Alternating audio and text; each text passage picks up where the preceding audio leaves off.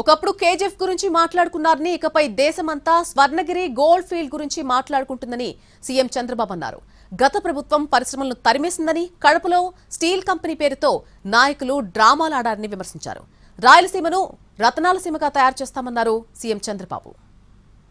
ఒకప్పుడు కేజీఎఫ్ ఉంది, Kolar gold field.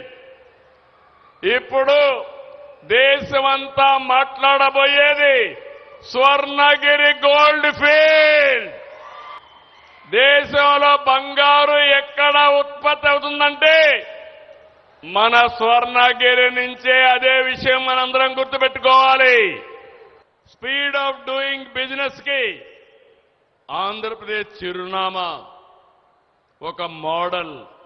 గతంలో గత ప్రభుత్వం వాటాల కోసం, అక్రమ సంపాదన కోసం ఇండస్ట్రీని వేధించి తరిమేశారు. ఈరోజు మీరు చూస్తే ఆంధ్రప్రదేశ్కి పారిశ్రామికవేత్తలు క్యూ కడుతున్నారంటే అది తెలుగుదేశం ఎన్డీఏ ప్రభుత్వం యొక్క ప్రత్యేకత.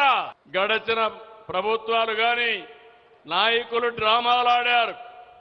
బ్రహ్మణి స్టీల్ అన్నారు, భ్రమ కల్పించారు, పెద్ద అవినీతి చేశారు, తర్వాత ఫౌండేషన్ వేశారు. అది ఎక్కడుందో తెలియదు. కానీ హామీ ఇస్తున్నా, 3వ తారీఖు పనులు ప్రారంభించి 2028కి రాయలసీమ స్టీల్ ఫ్యాక్టరీ తెచ్చే బాధ్యత ఈ ప్రభుత్వానికి మరొక్కసారి హామీ ఇస్తున్నా. రాయలసీమని రాయల్ సీమగా తయారు చేసే బాధ్యత మాది. రాయలసీమ అంటే ఆ రాయల్టీ రావాలి.